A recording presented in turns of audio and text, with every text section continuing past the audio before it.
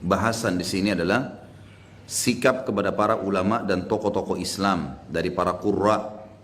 Qurra artinya pembaca dan penghafal Al-Quran, ulama ahli hadis, khusus yang menghafal dan mengamalkan serta mempelajari ilmu-ilmu hadis, dan ulama ahli fikih. Maksudnya adalah ulama yang fokus membahas masalah hukum-hukum syariat. Setiap muslim harus punya sikap kepada mereka. Sebelumnya teman-teman sekalian, saya ingin titik beratkan dulu satu hal dan harus digarisbawahi masalah ini. Tidak usah lihat saya sebagai pembicara di sini, tapi kita bicara masalah hukum global. Ada hadis yang mulia, hadis sahih kata Nabi SAW, al-ulama warathatul anbiya, wa innal anbiya'a la yuwarrithu dinaran wala dirhama, wa innama warrathul ilm, faman akhadahu akhadha bihadzin wafir. Ulama adalah pewarisnya para nabi-nabi. Dan sesungguhnya para nabi tidak mewariskan dinar dan dirham, tapi mereka mewariskan ilmu dari Allah, syariat. Siapa yang mengambil itu dari para ulama, maka dia telah mengambil bagian terbesar dalam hidupnya.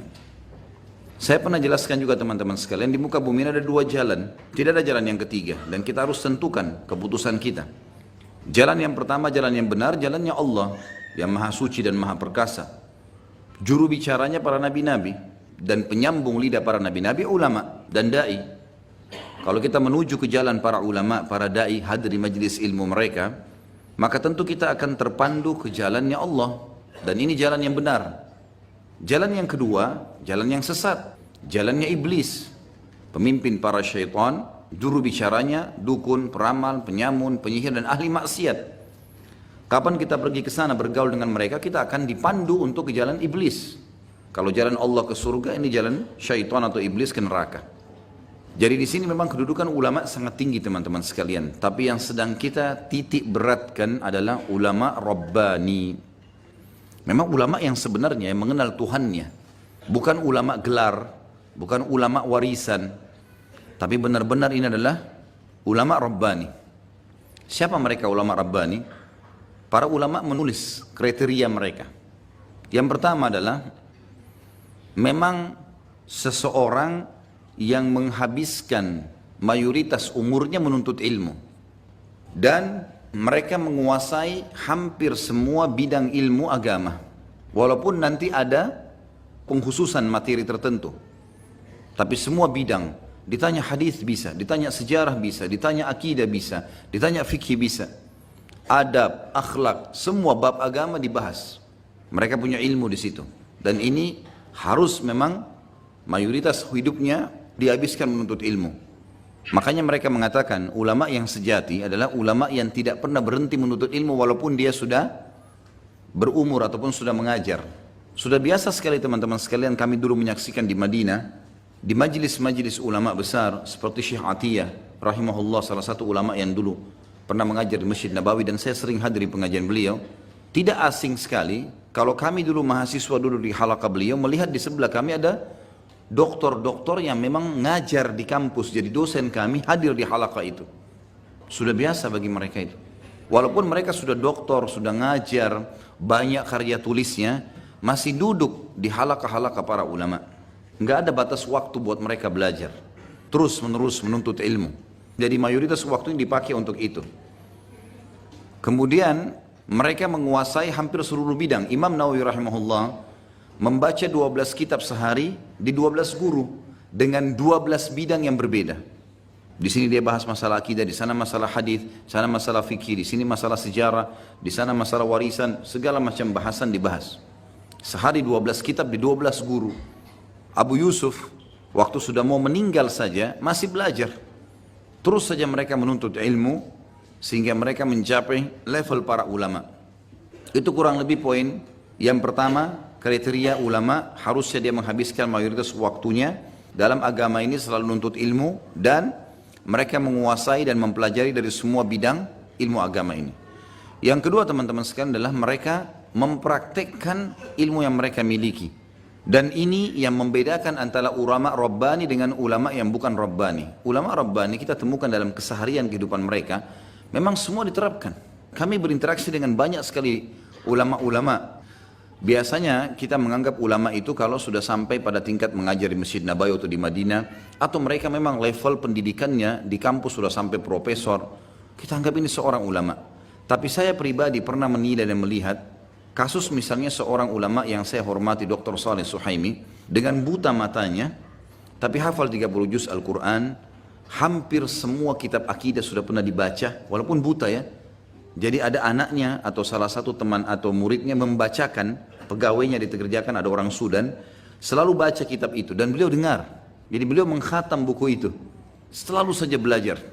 Saya lihat pada saat saya bergaul dengan Syekh ini, sering kali bolak-balik ke Jakarta, waktu itu belum menikah dan beliau menikah dengan salah satu murid saya dari Makassar. Saya lihat perilaku yang luar biasa nih. Jadi bukan cuma sekedar ilmu, akhlak, santun, kalau ngomong. Kemudian syekh-syekh pun yang datang bersama beliau pada saat itu di Jakarta, saya sendiri yang dikasih pegang uangnya pada saat itu, dia bayarin hotelnya, dia bayarin tiketnya, dia yang traktir makan. Dan saya temukan memang keberkahan orang yang seperti ini luar biasa bedanya. Sampai akhirnya dia mengajar di Masjid Nabawi. Jadi butuh yang amil, yang ilmu-ilmunya itu diterapkan dalam kehidupan. Sehingga memang berbekas. Semua ilmu teman-teman kalau kita pelajari dan kita tidak praktikin maka tidak ada bekasnya. Makanya saya pernah jelaskan istiqamah itu harus dengan 3 hal. Selalu hadir di majelis ilmu, praktekin ilmu itu. Seperti seseorang dari kita selalu dengar masalah sholat malam, baca Quran, sedekah, tapi sudah dipraktekin belum ini? Dan istiqamah enggak dalam masalah ini. Kemudian dia bentuk komunitas, dia bentuk komunitasnya. Kemudian yang ketiga, kelihatan ulama Rabbani itu banyak sekali amal-amal yang mereka kerjakan dari amal kebaikan dan itu dirahasiakan. Kita temukan misalnya kalau kita rentet dalam Syiar Alam Nubala, buku yang menjelaskan tentang biografi para ulama, kita temukan misalnya ulama tabi'in.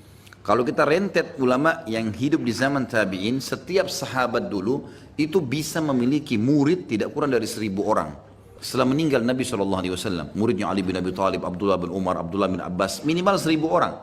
Halakanya selalu penuh, karena mereka tahu ini sahabat-sahabat Nabi. Tapi pertanyaan teman-teman sekalian, berapa orang yang antum dengar namanya tabi'in yang masyhur? Salah satu kiatnya kata ulama adalah banyaknya amal soleh yang dia praktekin dari ilmunya tapi dia rahasiakan. Sehingga Allah berkahi hidupnya. Ibnu Qayyim rahimahullah pergi haji teman-teman. Perjalanan waktu itu kurang lebih hampir 2 bulan. Beliau berhasil menyusun buku Zadul Ma'ad 5 jilid di musim haji. Dan sampai sekarang diterimakan dalam bahasa Indonesia, dalam bahasa Inggris. Dipakai sebagai rujukan utama karena berkah. Ternyata dibahas oleh para ulama, apa rahasianya? Kenapa Ibnu Qayyim rahimahullah berhasil mengarang dalam 2 bulan 5 jilid kitab dan penuh dengan ilmu yang bermanfaat luar biasa. Dan dia hanya bisa menulis pada saat tiba di Mekah. Perjalanan nggak bisa, capek zaman dulu. Orang bukan kayak kita sekarang pesawat, naik kuda, naik unta, capek. Maka kata ulama, karena Ibnu Qayyim rahimahullah pada saat lagi haji betul-betul waktunya dipakai untuk ilmu dan ibadah, tidak pakai yang lain. Dan banyak ibadah yang dia rahasiakan orang nggak tahu. Tapi akhirnya orang-orang menukil amal-amal mereka. Kita tahu semua ulama tabi'in, Sufyan ats-Tsauri, Sa'id bin Musayyib, Atha bin Abi Rabah, ini sampai sekarang dinukil cerita-cerita mereka yang unik-unik, yang luar biasa karena amal soleh yang mereka sembunyikan. Jadi teman-teman sekalian, supaya berkah ilmu itu, kita banyak menuntut ilmu, lalu kita amalkan, dan yang terakhir, apapun yang sudah kita amalkan rahasiakan. Kata Ibnu Mas'ud radhiyallahu anhu, tidak ada sesuatu yang paling pantas dan paling lama di penjara mengalahkan lisan seseorang. Karena dia menghancurkan amal solehnya dengan banyaknya dia cerita atau banyaknya omongan dan tidak ada efek terhadap perbuatannya. Ini akan merusak dirinya sendiri. Imam Malik rahimahullah tulis kitab Muwatta, semua orang lumba-lumba tulis. Lalu beliau ditanya sama muridnya, orang semua tulis buku imam, buku hadis. Kata beliau, biarkan saja. Kata murid-muridnya, bukan itu. Mereka memberikan judul sama, Muwatta, seperti kitab anda. Kata Imam Malik, kalimat sederhana, semua yang ditulis karena Allah pasti kekal. Dan pada saat suku Tatar datang menghancurkan Irak, semua buku dibakar, banyak. Bukunya Imam Malik termasuk ada pada saat itu, tapi selamat dengan hikmah Allah SWT. Dan sampai sekarang dijadikan sebagai salah satu 9 buku rujukan. Jadi ini yang kita definisikan dengan masalah ulama itu.